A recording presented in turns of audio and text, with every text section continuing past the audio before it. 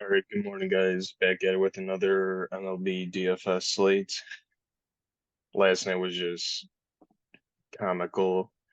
Went with Burns. Um, and we were literally just talking about this.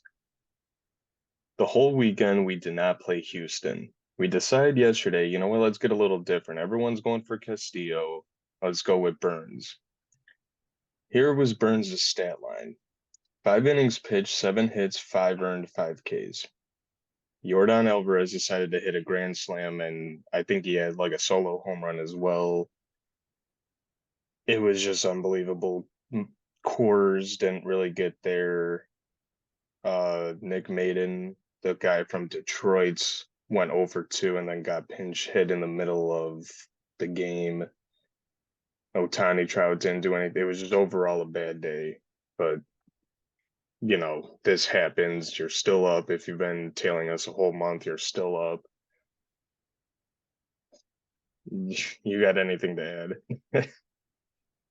Yeah, just just a couple things. It wasn't really the the damage against Burns was crazy. So, like you said, he gave up 7 hits, but four of them were to home runs, and three of them were to absolute bots. I mean, Maldonado, Julks, and Dubon, who probably have Maldonado has some power, but the other two guys probably have like 9 career home runs between the two. So both of them going yard kind of hurt. The trying to get different against Castillo. I mean, he ended up being the best pitcher on the slate, which hurt. He had 52. Um, and Madden had the bases loaded in the first inning, popped out tough. Just didn't work out. But I do like today's slate. It's pretty massive, 10 gamers, so ownership shouldn't be too condensed. Should be good for tournaments. And one thing to add too, you can sometimes get different and it'll work out pretty well. But then, kind of like yesterday, we went a little different, more so with the pitcher because Castillo was like near 50%. I think he was like mid to low 40s. We try to get a little different because if Burns had, a career night and some of our bats would have gone there, it would have been a whole different story. But, you live and you learn. Sometimes going different works out. Other times, like yesterday, it just didn't, but we move. Speaking of pitchers, and I think Corbin Burns gets a one slate suspension from us, even if he's the best on the slate. I don't care. After that performance, hell no. So here's pitchers: Strider, Cole, Senga, Darvish, Sonny Gray. This is insane to see. Eduardo Rodriguez 10-6 against KC. Don't play him. Do not. But if he was like at the most maybe mid nines and he was performing well, makes sense, but do not play him. I see maybe these first five in contention, but where are you thinking? What's your mind going to? So it's just like another slate to choose between Strider and Cole. I don't know how it lined up that way again, but just interesting how it works out. Uh, I mean, Strider is just so hard to get away from on every slate because his K prop is always at like 9, which is just absurd. Um, I can't disagree with it. I can't disagree with the ownership. Cole looks fine here again. They're favored, I think, minus 170. His K prop is probably sitting like 6.5, 7. Sonny Gray is pretty interesting at 10-2. Maybe just like a couple $100 underpriced for how well he's been pitching. You Darvish, I think is fine. I think I'd rather prioritize the other guys. Washington, obviously not great, but not as bad as most people think, I believe. Senga had his best outing of the year last game. Maybe people will chase that. I don't know if I will. The Cubs have been terrible the last couple weeks, though, so I get the play. And I don't think I want to go anywhere outside those top five guys, I don't think. I mean, maybe Cobb against Twins, but like you said, I can't play Rodriguez at 10-6. He should be like 9-5, 9-6. Gore, I guess. Again, I'd rather just find the extra 1,000 to pay up. Not playing Smiley and definitely not playing for these 7 to 8K guys. I don't think. Yeah, everyone on the Cubs has been sucking recently, except for Christopher Morel. That guy's been insane. I wake up and I see a message from Funk, and it's Morel at 4.6K. And I'm just like, Jesus. I remember he was like, what was he, 22, 2400? And He we playing him played at him. 2K flat min Oh, price. was it 2K? Oh, shit. Yeah, because he started off the year in AAA and then got called up. And he hit a nuke for us, and then that day was good. But I guess if you want to play him, go for it. Maybe he hits you a nuke, but that's also 4,600. I think Strider, 32% ownership. He's got to be like your priority play today, in my opinion. He's been on fire. Might as well keep riding it while you can. Garrett Cole's in a good spot too at $400 cheaper.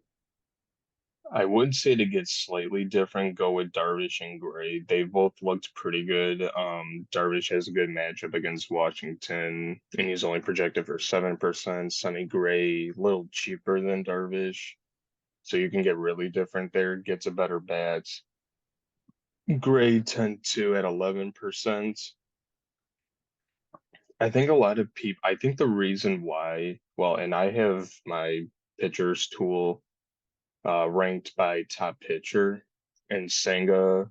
So it has Strider at 10.8, Cole 8.5, Senga 7.4.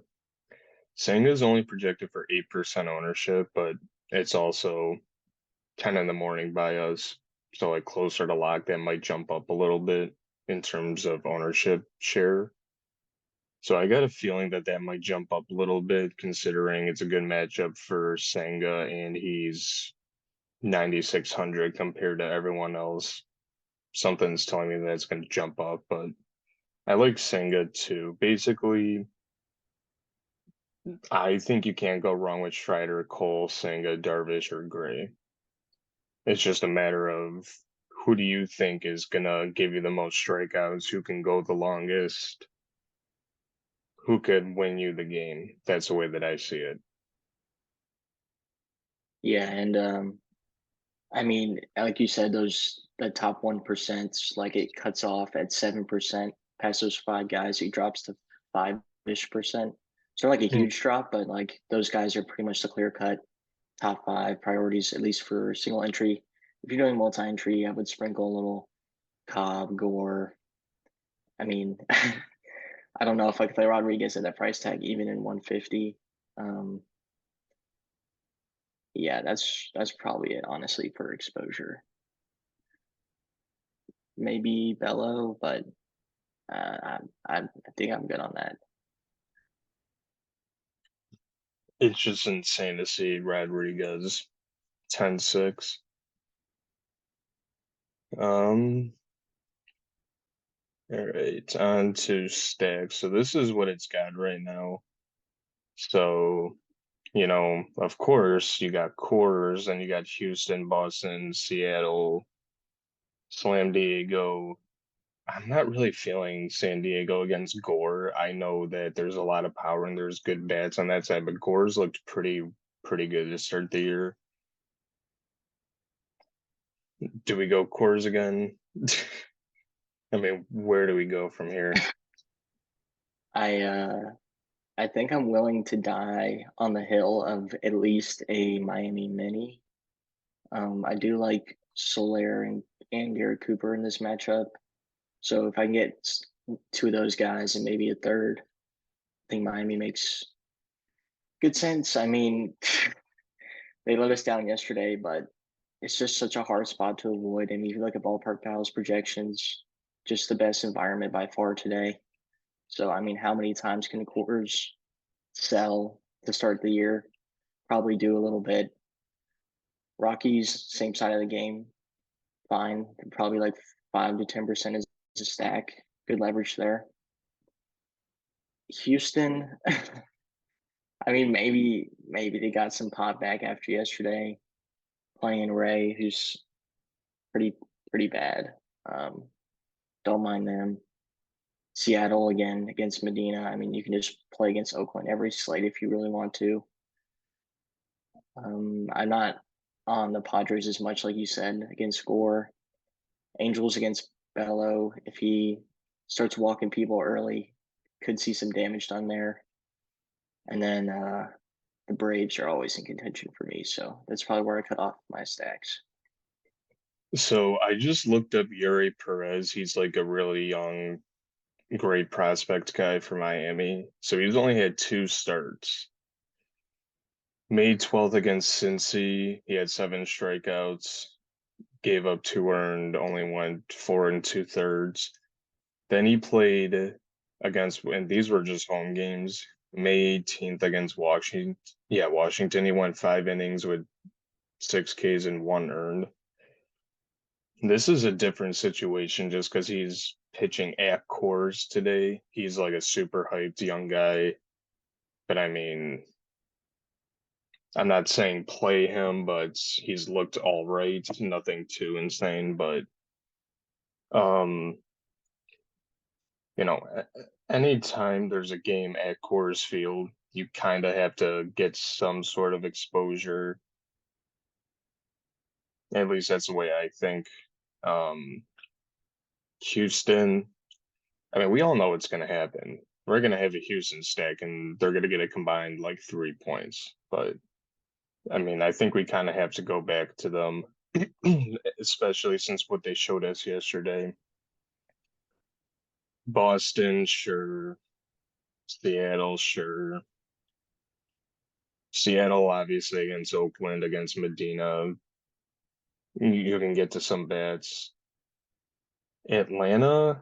So I was telling Funk about this. There's a very, very good pitcher, Bobby Miller, that's starting today. It's not posted on here. I don't know why. He's actually from Illinois. He actually went to school not too far from me. If you play MLB The Show, you've definitely gotten screwed over by him because every pitch is a 100-mile-an-hour fastball or faster. But I mean, he's a young rookie, maybe not rookie, but he's a young guy playing against Atlanta. So Atlanta might be a decent, like, secondary option. Funk might laugh at me about this. Oakland is kind of intriguing just because Marco Gonzalez is terrible. Yeah, I mean he did get rocked the last start against the Sox. I remember watching that game. Um, did not look good for him. But Minus 16. yeah, I think he gave up like 9 hits in the first inning, so it's He craziness. only went 1 2/3. Hmm. Jeez, he earned his second and third start were his only two good games. Everything else has been average at best. Not saying go with a full Oakland A's stack unless you're crazy, but you can definitely get to a couple bats as a secondary option if you want. Or if you do like a 4-2-2, make them part of your two, and all those guys will be very, very low owned. So there's a spot for that. I had something else to say and I totally forgot. Oh, Mets are a little intriguing against Smiley. Again, that's more of a secondary stack. Wouldn't get to too much, but Mets, Oakland, if you want to get a little difference. That's pretty much it. I agree with the majority of the stack tool besides San Diego, and then maybe mix in a couple of Mets and Oakland bats potentially. Um, I will home say run. the Seattle price tags are pretty intriguing. I know they went off yesterday, so they're probably gonna let us down today, but and you're paying 3,400 for J Rod, 3,300 for Clinic, 2,800 for Teoscar. You got 2,900 Suarez. You got 2,800 Ty France, 2,800 JP Crawford. Just like a pretty decent team to get stacks of because they're so cheap. Mhm. But now that I say that, they're probably going to drop like 3 runs. Hopefully, fucking not. And I remember when Teoscar was on the Blue Jays, he was always like mid 3K. And now he's like upper two on Seattle. And it's just crazy. Um, you want to do lineup generator or home runs first? We can do home runs first. I got mine lined up. All right, go ahead. Gonna go to my man Goldie from the Cards. Then gonna go Chris Bryant in the Coors game, and then Josh Lowe on the early slate. Nice. I'm not gonna lie, I have the chalkiest bats as in terms for home runs, like odds, but I'm going Yordan Alvarez. Hopefully he does it again today. Jorge Soler at Coors, and then Aaron Judge. At this point, I just need. I know I got the Kalanick one yesterday, but I want to see another one fall through. And I went Soler yesterday, and he did nothing, so I expect a bounce back game from him. Not just in terms of home runs, but DFS as well. But oh my God, Jose Barrios is pitching. Yep.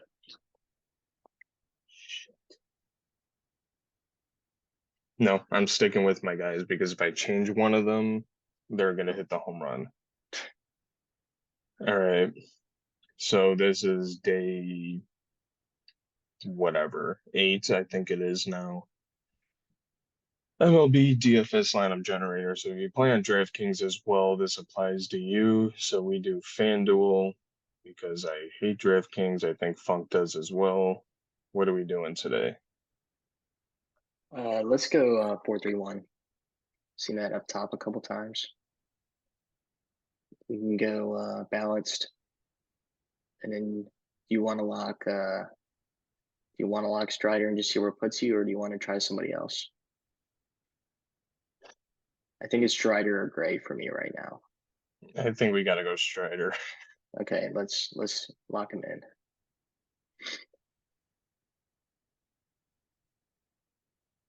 Okay. 4-man Seattle. Okay, yeah. Except I don't know if I can play Jesse Winkard. I don't think he's had a hit in like 4 weeks. Yeah, let's go with the 24. You I know what? mean, he's Let's do it. 2,400, so it's whatever. But it's I'm just just saying if there's anyone else Joe. that's potentially around that area that we can. I should know we would have to do 24, and all these guys are dog water. Yep. All right, get me out of this screen. Oh, cancel. Yeah, so, all right, well, this is what we're running today. Is gonna get it. I like the Seattle bets here. And Winker's 2,400. Hopefully he can do a little bit of damage here. John Birdie's got a lot of, and something I just noticed too. The 4-3-1, John Birdie is the one. Mm-hmm. That's interesting. Tellez hit one out yesterday. And this is pretty optimal, somewhat chalky. Yeah, not bad. All right, cool. And it's projected for 131. And I don't think that really counts for quality start.